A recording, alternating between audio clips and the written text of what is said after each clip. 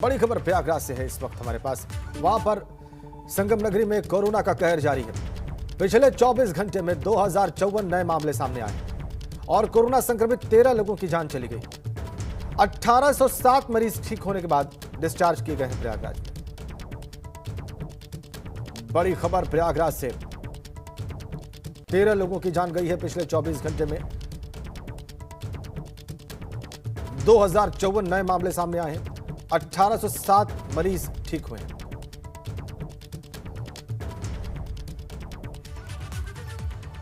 इधर वाराणसी से खबर है, कोरोना महामारी के खात्मे के लिए महारुद्राभिषेक का आयोजन किया गया है।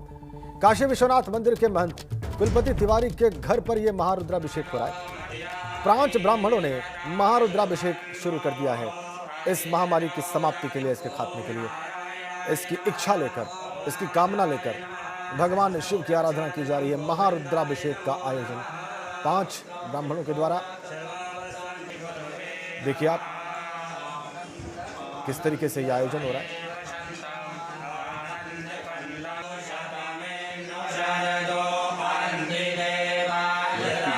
महामारी कोविड-19 कोरोना जिस तरह से पांव पसार रही है, तो देवाधिदेव बाबा विश्वनाथ का आनंद वन में आज मैं शनि प्रदोष के दिन वैश्विक महामारी निवारणार्थ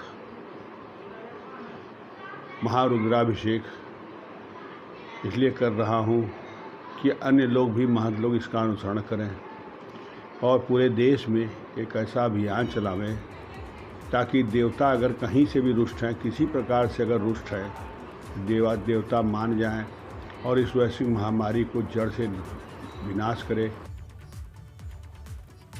कोरोना ने रिश्तों की मर्यादाओं को भी तार-तार किया है। आगरा के एक निजी अस्पताल से निकली तस्वीर से पता चलता है कि आगरा के नेशनल हाईवे पर गोयल सिटी हॉस्पिटल में राजेंद्र अग्रवाल, जो ट्रांस यमुना कॉलोनी के निवासी थे, उन्होंने अस्पताल में दम तोड़ दिया। लेकिन परिवारीजन अंतिम संस्कार के लिए बॉडी लेने को तैयार नहीं थे और ऐसे में शव वाहन का ड्राइवर बॉडी ले जाने को तैयार नहीं हुआ। बार बार फोन पर संपर्क करने पर परिवारीजन प्रलोभन देते हैं, लेकिन शमशान घाट जाने की तैयार न होते देख हॉस्पिटल संचालक को पुलिस बुलानी पड़ी और फिर पुलिस की सख्ती के बाद परिजन शव को अंतिम संस्कार स्थल पर ले जाने को तैयार।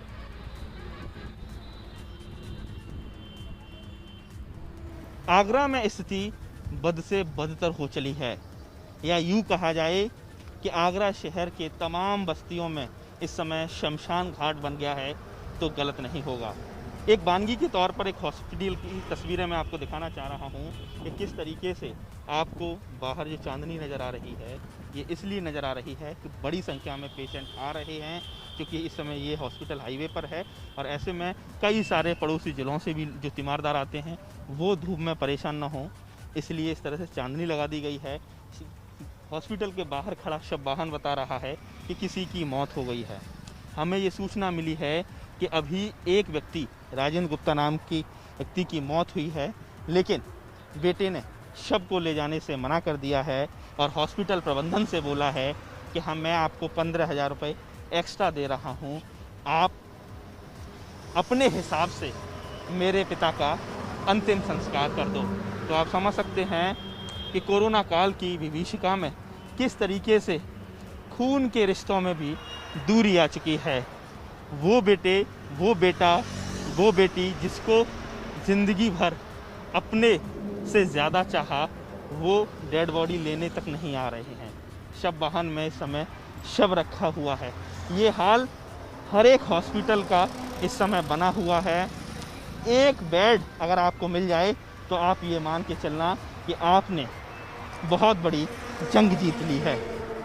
उसके साथ ही लगातार इस तरह की भी खबरें देखने को मिल रही हैं कि जो तय मानक हैं उससे कई गुना तीमारदारों से फीस वसूली जा रही है। उदाहरण के तौर पर L3 कैटेगरी के पेशेंट से एक दिन में 18,000 से ज़्यादा नहीं लिए जा सकते, लेकिन इस समय कालाबाजारी चरम पर है।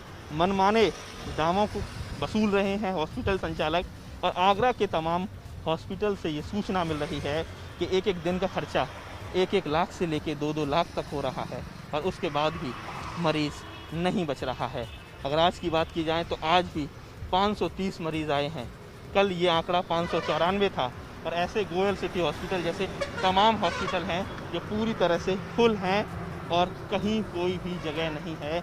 अगर आपका कोई भी प्रियजन अगर बीमार होता है तो आपको बेड मैसर नहीं होगा। आगरा से मिथुन उपाध्याय, ABP गंगा।